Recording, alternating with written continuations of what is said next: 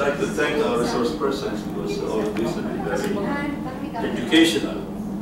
Now, I think, Mr. Chairman, so that we can better define our position with respect to negotiations, we have to have some frameworks.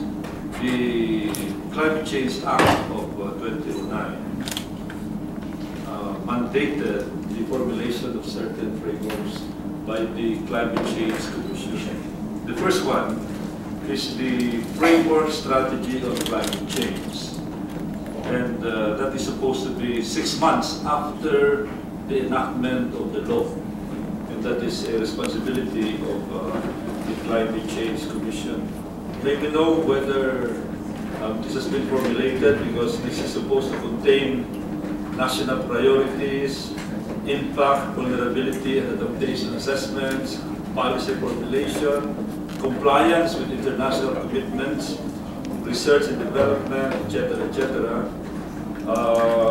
And I think we cannot define our position on these international agreements without this framework.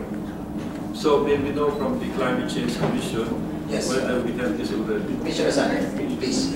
Thank you, Mr. Chair. Yes, indeed, Your Honor. The National Framework Strategy on Climate Change was formulated and adopted by the Climate Change Commission in April of 2010, way before the 6-month deadline, Your Honor. Thank you. Thank you. And the next one is the National Climate Change Action Plan. The Commission shall also formulate the National Climate Change Action Plan within 1 year after the formulation of the latter. So that is 6 months after. That means a year and 6 months after. Do we have this National Climate Change Action Plan, which also contains basically the same points: identification of options, prioritization of appropriate adaptation measures for joint projects of national and local governments. Go ahead. Thank you, Mr. Chair. Yes, Your Honor, we already have the National Climate Change Action Plan formulated and signed by the President on November 22, 2011. And of course, we are sticking to this in our negotiation. Yes, sir. What about the local climate change action plan, the LGUs? Has the Commission interacted with the LGUs already? Thank you, Mr. Chair. Yes, Your Honor, we have started piloting the formulation of local climate change action plans, and from that exercise, we aim to learn lessons on how we craft this. This is a very seminal exercise anywhere in the world. Very few municipalities and cities have embarked on local climate change action planning, especially with the rapid changes that are taking place. So we are learning, we're engaged right now in the learning experience. We're piloting the local climate change action plan formulation in selected municipalities around the country, Your Honor. And ano tingin niyo, in Metro Manila, for example, how are we progressing in the Metro Manila area? And the more industrialized part of our country, like Malabazon, Central Luzon, maybe some area, Northern Mindanao. Thank you, Mr. Chair. Your Honor, the areas that you have mentioned, we are in different stages of engagement with these local government units. The Climate Change Commission has also secured support for the implementation of the Marikina Watershed Project. This is aimed at reducing risk in the Marikina watershed, but also in all of the flood-prone areas of Metro Manila. And this is a part of a process where we will be working closely with the Alliance of 7 cities and municipalities in the Marikina watershed to ensure that vulnerability to climate change is addressed and risk is reduced by crafting comprehensive plans. And the way we will do it, Your Honor, is not necessarily to help them come up with standalone climate change plans, but to integrate climate change scenarios into their city development plans and municipal development plans, as well as in their comprehensive land use plans. So once climate change is integrated into these important plans, then we feel that we have increased the fighting chance of our communities against the risk. And another question is, has the Climate Change Commission finally made a determination on whether climate change is anthropogenic? Generally? Thank you, Mr. Chair. Your Honor, we are guided, of course, by mainstream science, and we are guided by the Intergovernmental Panel on Climate Change, where the Philippines is also a member.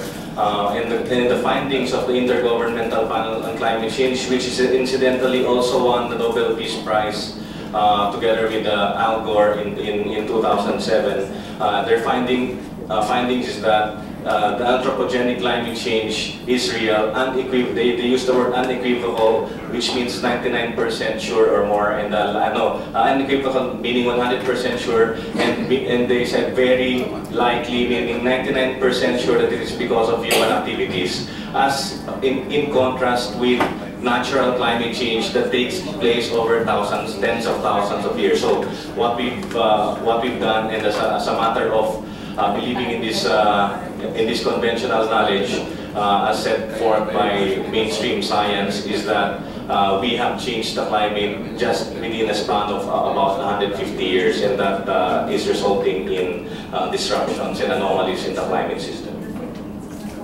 And finally, Mr. Chairman, is there an ASEAN position on climate change? Thank you, Mr. Chair. There is a general position of ASEAN on climate change, and the ASEAN in this line has created an ASEAN working group on climate change. However, the ASEAN does not negotiate in the United Nations system as a bloc, and therefore we cannot negotiate as ASEAN even in the UNFCCC. By the way, on the issue of whether it's anthropogenic, I think our resource person is very fond of the word dichotomy. There's a dichotomy of views also between the DNR, maybe even the Climate Change Commission, and the DOST. Has this dichotomy been resolved already? Because they give us varying opinions. Your Honor, we take guidance from Congress, from the Philippine Congress, and it has been set as a state policy to recognize that climate change is real, and therefore no executive branch, no agency under the executive branch can contest that. It is state policy, and we are guided by that. If you listen to the DOST, they have their opinion. Some of them may even talk of climate change that is not triggered by human activity, but it is supposed to be a cycle that happens every 10,000 years. That even during the Roman time, the temperature was even higher than it is today. And therefore, global warming may not be an occurrence that is triggered by human activity today. I'm just quoting some of their opinions. And as I said, even in the government, among scientists, there are differing opinions. Even those people who are living in the coastal area will tell us that every 10 years, nagsasurge talaga yung water. So maybe there is a explanation for that. Thank you, Mr. Chair. There are a lot of issues regarding how attribution can be made. For instance, was the previous nameless weather disturbance or the habagat that caused a lot of flooding in Metro Manila is already climate change. It is very difficult to attribute a single weather event to a global climate change. Why? Because, for instance, typhoons have been here in the Philippines since time immemorial, but trends, but we can look at trends and we can look at patterns. And we are, of course, guided by the report of the Intergovernmental Panel on Climate Change. and all governments who signed on to the United Nations Framework Convention on Climate Change are guided by that report, by those reports as well. As to the question from Congressman Golez regarding the harmonization of views among agencies, we have not heard any official objection to the findings of the IPCC. We may have heard utterances in public, but we have yet to hear any official. These are all anecdotal cases, but we have yet to hear any official objection to the findings of the IPCC.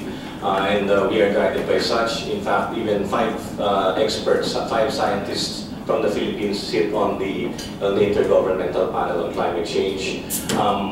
I would concede that it would be difficult to ascertain whether flooding in a certain area is because of climate change. After all, Your Honors, there are many disasters in our country that are really very, very much a result of lack of good planning, maybe environmental degradation, but not necessarily fully because of climate change. But what we are seeing in terms of patterns is an accelerated change in the global climate, and therefore it can translate or it can cascade into impacts on us, not necessarily today, but in the coming decades. Thank you. Congressman Joey Smith. Are you done, Congressman Right. Yun lang yung 4 degrees, no? Kailan daw ba yan? I read in the papers the other day. The end of century. The end of this century. And I understand from the food experts, every degree increase in temperature translates to a 10% decline in food production. Almost. So pag umabot ng 4 degrees, 40% decline in food production. Thank you.